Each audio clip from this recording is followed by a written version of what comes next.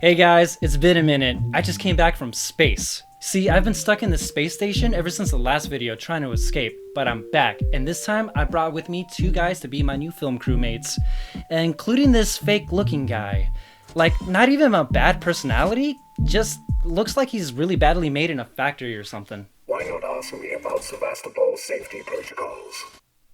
Well, if you already didn't know, I'm gonna be reviewing Alien Isolation for Nintendo Switch. But before I talk about the game, I want to talk about a bit of its history. The Alien franchise has always had its presence represented in pop culture, from the cool design and gimmicky attempts to make me watch Alien vs. Predator Requiem from 2007, the Xenomorph has definitely stolen my heart. But where did this lovely spooky space creature first make its appearance? Alien 1979. Well, that's not the title of the movie, but it did come out in 1979. It's a story based in space, following a cruise ship of astronauts, discovering some extraterrestrial life form that awakens and grows in their spaceship, awakening the danger that befolds each survivor. It's great. So great that it branched a second movie 7 years later called Aliens. But it didn't stop there. Nah, 20th Century Fox knew what they had and created more squeakquels, making it a trilogy with Alien 3. And honestly, this was a missed chance to call it even more Aliens.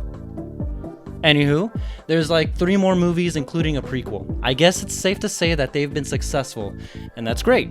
Give me more xenomorphs doing cool stuff like killing people. Every successful franchise markets the crap out of its characters and themes, which meant its inevitable involvement with video games at an early age. Remember Atari?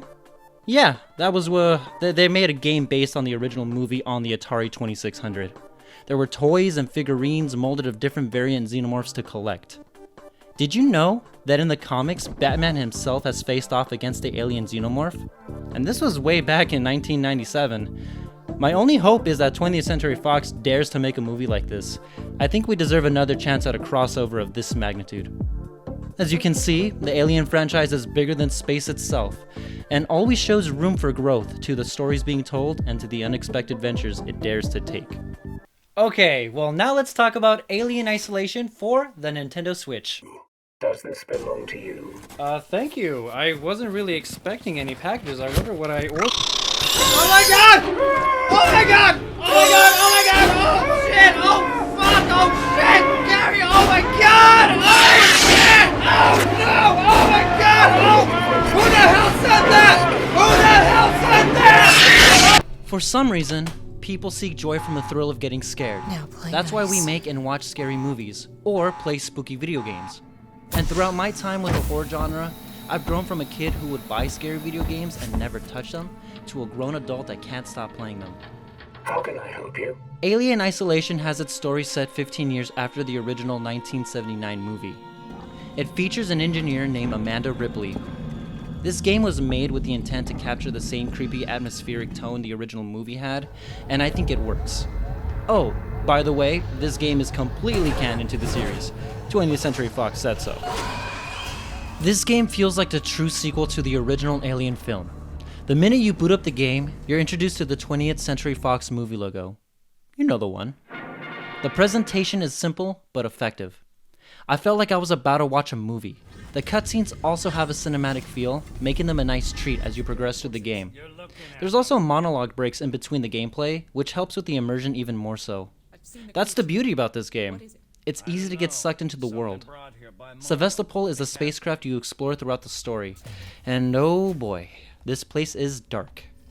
Everything is falling apart within the station. With an alien running loose, dangerous people with guns, and disobedient working Joes, you can imagine the distracting chaos keeping anyone from maintaining any part of this facility.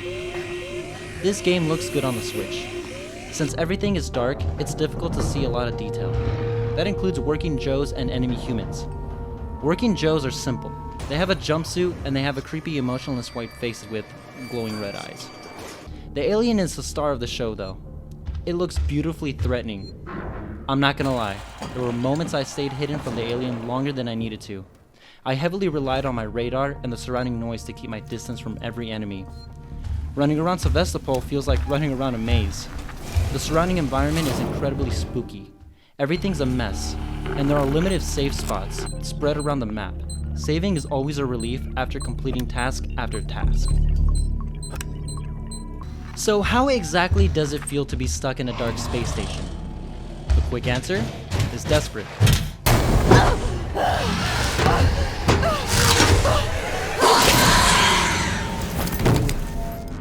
You see, you're never truly safe in your environment with a bunch of enemies lurking around. You complete tasks by exploring the map. As you search through rooms, you'll find crafting materials that can create useful tools you can use to distract enemies or stay hidden, like a noise machine or a smoke bomb. Thank goodness this game provides you with weapons too. Unfortunately, they give the player a false sense of security.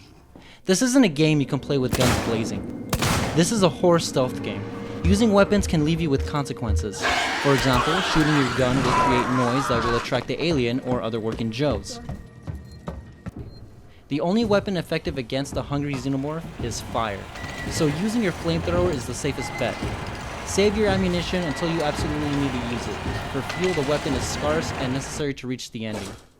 Running in the game makes noise as well, which leaves you with the only best option: waiting and hiding.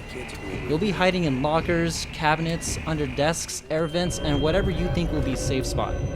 One of the tools you'll constantly be using is a radar that can detect movement. This is especially useful to determine whether or not it's okay to move from one area to another. Combined with the resources you gather, you'll adapt to finding creative ways to outsmart the alien at every turn. I don't feel so good.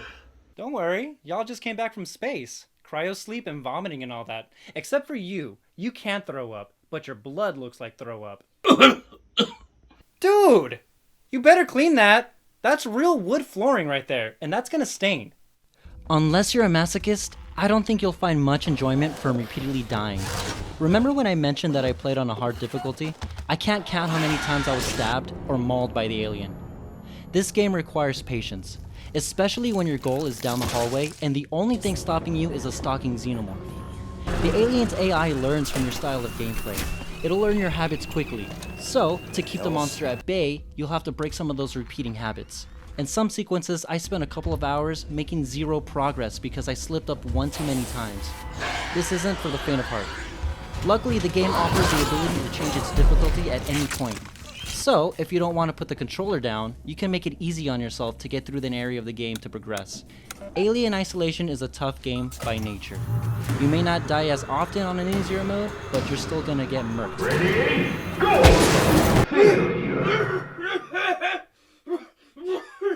Dude, you're starting to worry me. You told us you just got your second dose of... Oh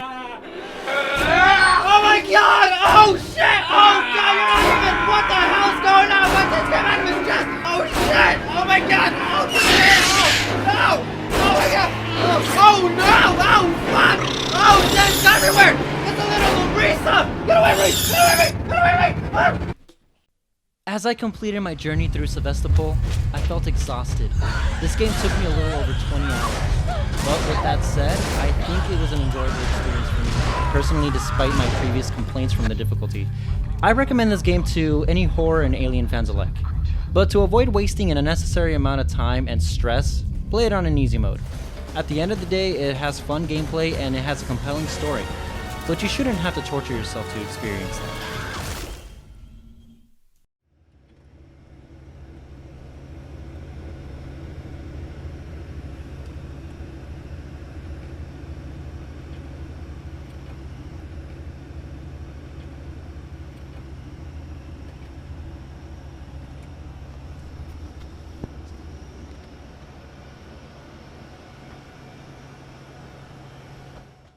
You bitch-ass Bishop Android motherfuckers are always losing your head.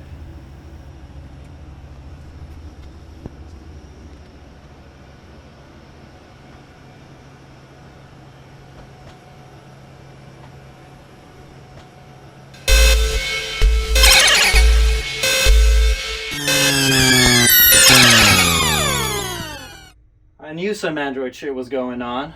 Well, anywho, I'll see you guys in the next video where we...